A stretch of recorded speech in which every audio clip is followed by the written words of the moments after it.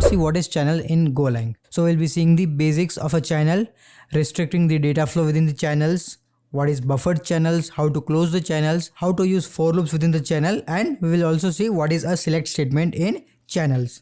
So generally the channels are the medium flow for the data for Go routines. So when we are talking about channels in Go language, we will be talking with the context of Go routines. So we'll be using channels with the context of Go routine always. So mainly we will be sending and receiving the data through the medium of channel for our different Go routines that are available that we are working on. Okay. So let's see how to create a channel and how to do data flow within those channels. So let's go ahead and create the wait group over here, and we'll be creating the Go routines and we will add the channels over there. Okay. So let me just create the wait group equals to sync dot wait group. Now let's go ahead and create the channel over here. So the only way to create a channel in Go language is using the make function. Okay. So let me just create it over here. Ch equals to make, and to create the channel over here we'll use the chan keyword. Okay, and we will give the type that this channel will be receiving or sending the data.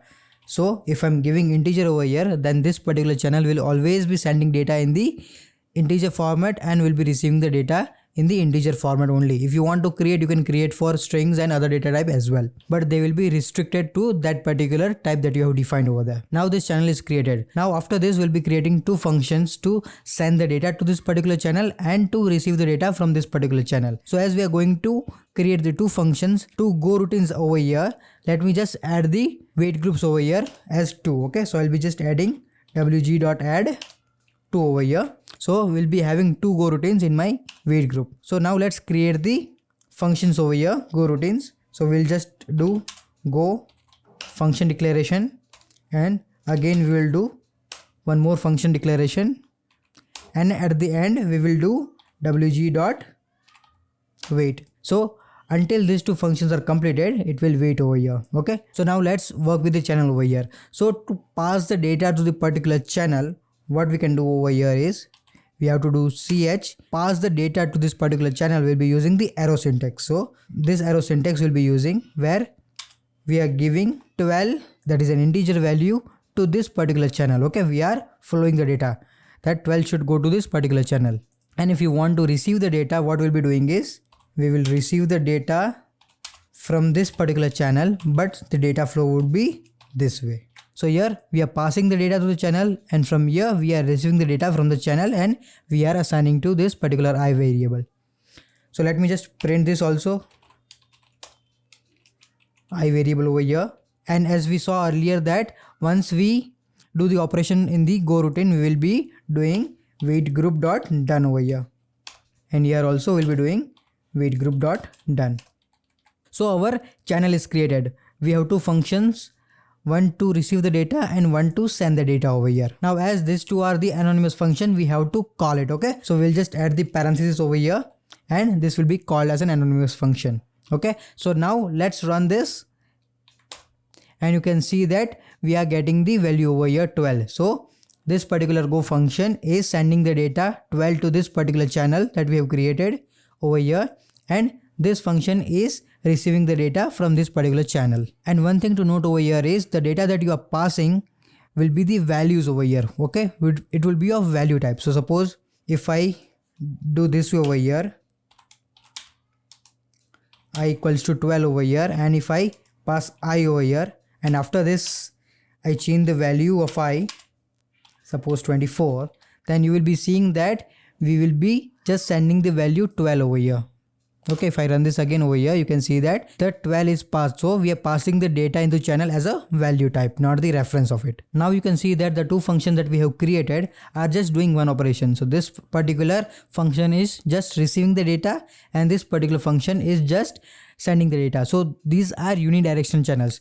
If we want, we can create the bidirectional channels as well. Okay, so what I can do is once I receive the data from here, if I want, I can send the data back as well. Okay, so what I'll do is I'll do 27 over here. So we are passing the data to this particular channel. Once we receive the data over here, we are passing the data. And here what we can do is once we are passing the data over here, we can go ahead and receive the data also. fmt.println ch. So here we are receiving the data. So let's run this again and see. So you can see that we are getting both the values 12 and 27. Okay. So from one point we are sending the data to this particular channel and one is receiving the data, and after that we are again sending the data and receiving the data back again. Now this won't be a general scenario that you will be working in the production grade application. You have to define like one function would be receiving the data and one function would be sending the data. So you have to restrict those things, right? So to make that restrictions, what you will do is you have to pass how your input parameter would be for that particular channel, that you would be just receiving or you would be just sending the data. So let's see how we can do that. So this particular function, as we saw earlier, that was just receiving the data, and this function was sending the data. So let's add those scenarios over here. What we'll do over here is we'll say, okay, this particular channel will be the receiver end. So what we'll be saying over here is this particular channel will be just receiving the data for int type, and this particular channel will be sending the data. So this particular channel would be receiving the data of integer type. Okay, you can see that there is a just subtle difference between these two. One arrow is after channel and one arrow is before channel. So here you can see that we are getting the data from this integer channel, and here we are sending the data to this particular channel. Okay, so this integer we are passing to channel, and here we are getting the data. Now once we do this, we have to pass the channel over here. Okay, now let's run this again, and you can see that we are getting the invalid operations over here. Here you can see that we are passing 27 to this particular channel, which is an invalid operation, and you can see that the error is also saying that we have sent the data to receive only type, which is of channel integer. Okay, so this way you will be able to identify and you will be able to restrict the write channel and read channel. So let's just remove this information from here and remove this as well over here. Now our code is proper, right? This particular function will just receive the data and this particular function will just send the data, and we have restricted using this particular restriction over here that we have passed over here. So now let's run this again, and you can see that it will be successful. We are passing the data over here. Now what if you have to send more data? So if I am adding more data over here, I'm doing I equal to 27, and again I'm passing the data back. So here you can see that I am passing two datas over here from this channel, and here we are receiving only once. Now let's see what will happen over here. So now you can see that for the first data that we have passed, that is 12 to this particular channel, we were able to receive the data from here, and after that we added wg.done. That means this particular execution is completed, but this particular execution is not completed. We are also passing 27 to the channel. Okay, and this particular function is not able to receive that, correct, because the function is already completed. So, and because of that we are getting the deadlock over here. So to overcome this scenario, what we can do is we can use the buffer channel. So currently these are unbuffered channels. So what buffer channel will do is buffer channel will hold the data which are available. Okay, and why you will use the buffer channel? So suppose if you take the example, like if you have two streams of data available, right? One is to read the data and one is to send the data, and sending of the data is very huge. So you are getting a lot of data, and suppose there are multiple functions available or multiple go routines available to send the data to that particular channel, and there is only one reader available. So there will be a huge pile of data that will take a lot of time to consume it and a lot of time to process those data, right? So if we run into this type of scenarios, that is not an ideal scenario. So we have to have a way to handle it. So in the buffered channel, what we can do is we can create a channel which will store some particular data. So we can pass like how much data it can store. So suppose if I'm passing over here that it will have a buffer of 100 items, 100 integers it can store over here. So if we do this way and change our unbuffered channel to a buffered channel, then our issue is resolved. Now you can see that the complete issue is not resolved over here, right? That we are not getting the panic over here now, but we are not getting the another data also. We are only getting one data, because you can see over here that we are only fetching data once. Okay, if I fetch the data again, okay, if I copy this to information and if I add it again over here, okay, so that means I am fetching the data twice. Okay, let's run this, and you can see that we are getting the data 12 and 27. So that means we are able to store the data internally in the buffered channel. Now if that's the case, we won't be able to handle how many data or how many resources that we are getting. We can always use a loop to check for the data available and you can process those data. So let's go ahead and use the for loop over here, for range loop for channels to process the data over here. So let's go ahead and implement the for loop over here. Let me just remove this information. So what we'll do is for I of range, and we'll do range for this channel over here. Okay. And what we can do fmt dot println I over here. So that means now what will happen is, let me remove this over here and let me clear the console also first. Now what will happen over here is, from this particular function, write a function, we are passing the data twice, and from this function we are looping through the data available in the channel and we are going to print those data. Okay, so let's see what will happen. Here you can see that we got 12 and 27 from this particular for loop. Okay, and after that we got deadlock. Why? Because from the channel we won't be able to identify what is the size of a channel, because a channel may have lot of data, right? So what we did, whatever the data was available in the particular channel, we processed it, and after that there is no data available in the channel, so it is throwing a deadlock because no one is there to write the data to that particular channel and we are constantly reading that channel. So that is leading to a deadlock over here.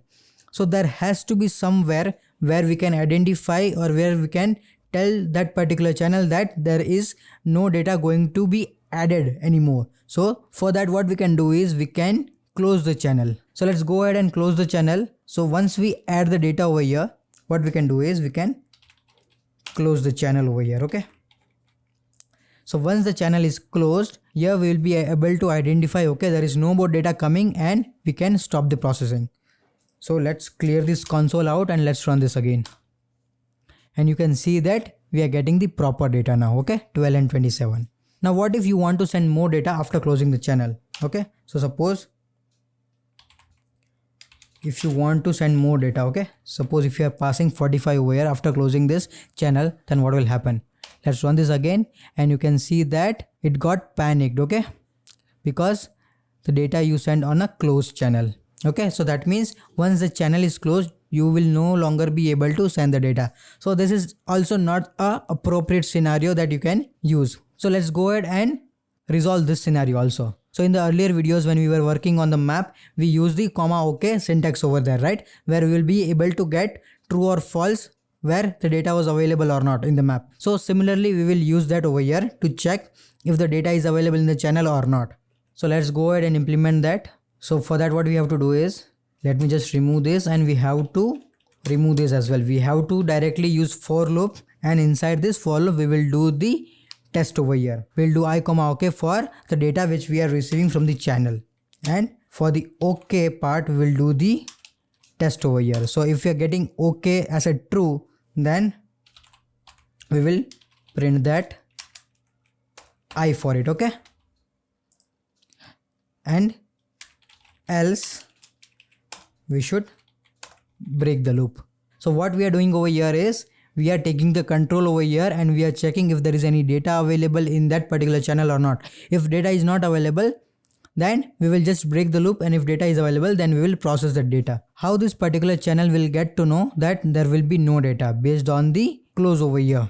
Okay, now let's go ahead and run the program now.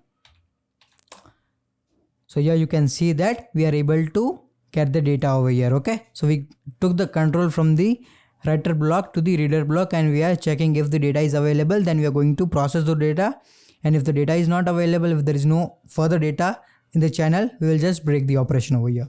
So this way also you can implement the channels. So this is all about channels in the Go language. What we saw is how to create a channel, how to create a unidirectional and bidirectional channels. So we also saw how to restrict the channel also, and we also saw how to loop through the range of data in the channels and how to close the channels as well. There is one more thing available, that is a select statement.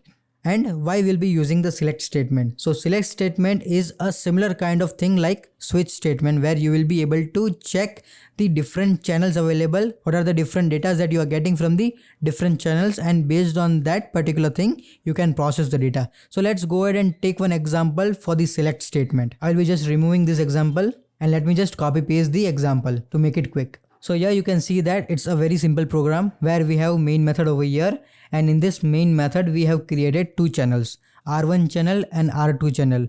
Both the channels are of type string, which will be able to send and receive the data in the string format. And after that we have created two Go routines where one function is portal 1 and one function is portal 2. And you can also see that in the portal 1 function you are passing R1 channel, and for the portal 2 you are passing the R2 channel.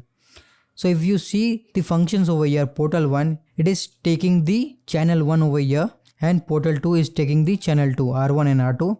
And what we are doing is we are just giving the time over here that it will sleep for 2 seconds and it will sleep for 1 second. And what we are doing is we are writing the data to that particular channel. We are passing welcome to channel 1 in channel 1, and we are adding welcome to channel 2 in this particular channel 2. Now this is more important thing over here, this select statement. So here you can see that what we are doing is we are adding a select statement which is similar to the switch statement. And here in this particular thing we are checking the case operations. Case option 1, if we are receiving the data from R1, that should be my case 1. And if we are receiving the data from the R2, that should be my case 2. So if you are receiving the data from R1, this particular case will be executed, and if you are receiving the data from the R2, this particular case will be executed. And we are just printing the data that you are getting from this particular channel. So let's run this. And here you can see that you are getting the data that is welcome to channel 2. So that means we pass the data welcome to channel 1 and welcome to channel 2 both in this particular channel. Okay. And as it is only having 1 second of sleep time and this is having 2 seconds of sleep time, this got executed first. Okay. And it went to this particular channel because we didn't receive any data from here. We received data from here. So this got executed. If I reverse the timing over here, so this is just a demo example. Okay, you won't be using this time.sleep in your production application. This is just to show you how this select statement will work. So let me just run this again, and you can see that it will now work welcome to channel 1 because this got executed first. So this particular case got executed. So this way you can use select statement. So generally you will be using this select statement in the for loop, how we saw earlier, because there will be a lot of data available in the channels. Okay, so these are just the basics of channels and select statement that we have discussed over here.